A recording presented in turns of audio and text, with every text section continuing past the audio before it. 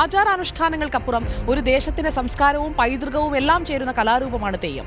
351 വർഷത്തെ ഇടവേളയ്ക്ക് ശേഷം കാസർഗോഡ് ആദൂരിലെ പെരുങ്കളിയാട്ടത്തിൽ 39 വ്യത്യസ്തങ്ങളായ തെയ്യങ്ങളാണ് കെട്ടിയാടിയത്. ഈ തെയ്യങ്ങൾക്ക് ഒരു പ്രത്യേകതയുണ്ട്. സപ്തഭാഷാ സംഗമ ഭൂമി ആയതുകൊണ്ട് തന്നെ പല ഭാഷകളാണ് ഈ തെയ്യങ്ങൾ സംസാരിക്കുന്നത്. തുളു സംസാരിക്കുന്ന ഒരു തെയ്യക്കാഴ്ചയിലേക്കാണ്.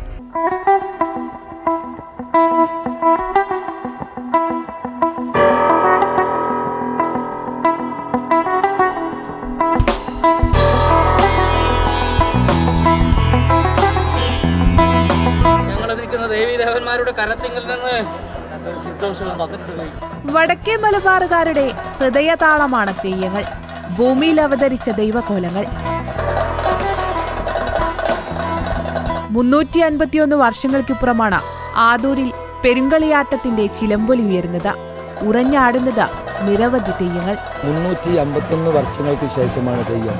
ഞങ്ങൾക്കൊക്കെ ഇവിടെ ഇന്ന് ജീവിച്ചിരിപ്പുള്ള എല്ലാവർക്കും കേട്ടറിവ് മാത്രമാണ് നമ്മുടെ ഈ പെരുങ്കളിയാട്ട മഹോത്സവത്തിൽ. ഇവിടെ പെരുങ്കളിയോട്ട മഹോത്സവം 351 വർഷങ്ങൾക്ക് മുമ്പ് നടന്നു എന്നറിവുള്ളത്.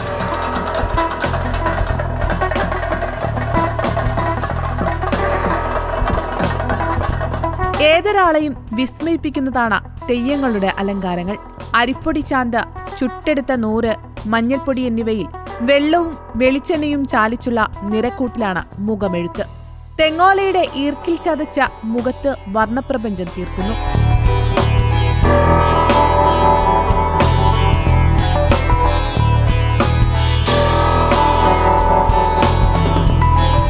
ഏകദേശം 45 ദിവസങ്ങൾക്ക് മുമ്പ് തന്നെ ഈ കോലധാരികൾ മാത്രമല്ല, അകമ്പടി വാദ്യക്കാരും അവരുടെ സഹായികളും എല്ലാം പാരമ്പര്യ ആചാരപ്രകാരമുള്ള വിധിനിഷ്ഠകൾ പാലിച്ചുകൊണ്ട് വേണം പെരുങ്കളിയാട്ട മഹോത്സവത്തിൻ്റെ അരങ്ങിലെത്തുക എന്നതാണ് നമ്മുടെ തെയ്യവുമായി ബന്ധപ്പെട്ട ആചാരനിഷ്ഠ.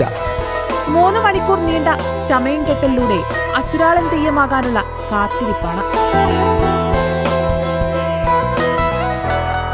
രാവിലെ കെട്ടാൻ തുടങ്ങി. രാവിലെ 6-7 മണിയാകുമ്പോൾ തേക്കാൻ തുടങ്ങിയിട്ട് ഒരു 3 മണിക്കൂർ കുറഞ്ഞതുണ്ടാവും. അരങ്ങത്ത് നല്ലതായിട്ട് അധികം ഇപ്പോൾ തൊഴുകാനെല്ലാം ആളധികം ഉണ്ടായാൽ കുറേ സമയമുണ്ട്.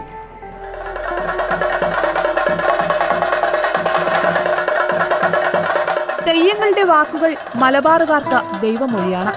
ആദൂരിലെ തെയ്യങ്ങൾ തുളുവിലാണ് ഭക്തരോട് സംസാരിക്കുന്നത്.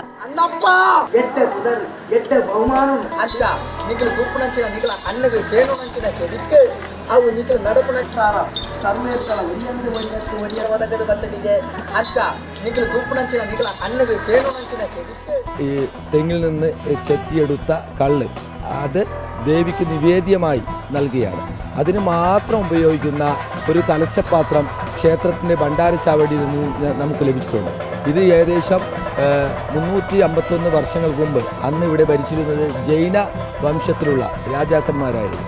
അതിൻ്റെ അടിസ്ഥാനത്തിലും ദൈവ വിധിപ്രകാരവുമാണ് ഞങ്ങൾ ഈ 351 വർഷം എന്ന ഒരു നിഗമനത്തിലേക്ക് എത്തിച്ചേർന്നത്. തെയ്യവും തെയ്യക്കോലങ്ങളുമെല്ലാം ഒരു നാടിന്റെ രക്തത്തിൽ അലിഞ്ഞതാണ്. അതങ്ങനെ തലമുറകളായി ലഹരിയായി പടർന്നു പന്തലിക്കുന്നു. വീഡിയോ ജേർണലിസ്റ്റ് രഞ്ജിത്ത് മന്നിപ്പാടിക്കൊപ്പം reporter Archana Raveendran, in reporter, Kasaragod.